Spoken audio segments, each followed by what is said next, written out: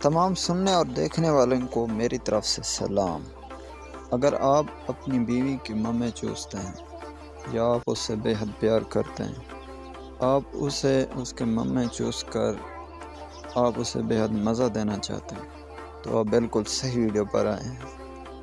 اس video میں آپ لوگوں کو وہ طریقہ بتاؤں گا جسے آپ کی گرل فرینڈ یا آپ کی بیوی آپ سے اتنا مزہ لے گی یا آپ بھی بے حد بھرپور مزہ اٹھا سکتے ہیں۔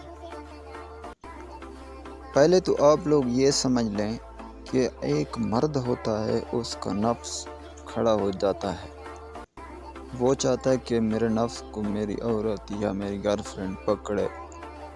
اسی طرح بیوی یا آپ کی گرل فرینڈ اس کے منہ بھی کھڑے ہو جاتے ہیں جب بھی وہ سیکس کے لیے تیار ہوتی ہے، ہم بستری کے لیے تیار ہوتی ہے، تو اس کی بے حد خواہش ہوتی ہے کہ میرا بوائے فرینڈ یا میرے شوہر میرے منہ کو پکڑے اور چوسے۔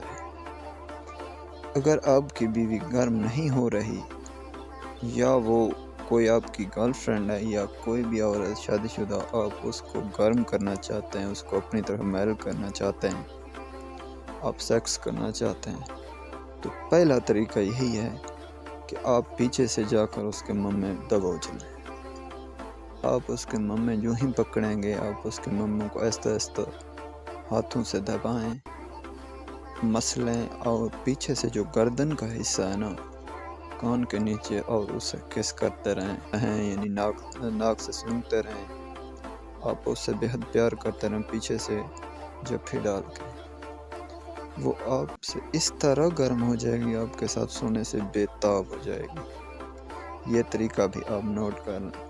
جب آپ سیکس کر رہے تھے، یعنی ہم بستری چالو ہوتی ہے آپ کی، آپ اس وقت اپنی بیوی کے منہ میں چوستے ہیں نا، تو اس کو اتنا مزہ آتا ہے جس کی کوئی انتہا نہیں عورت کو۔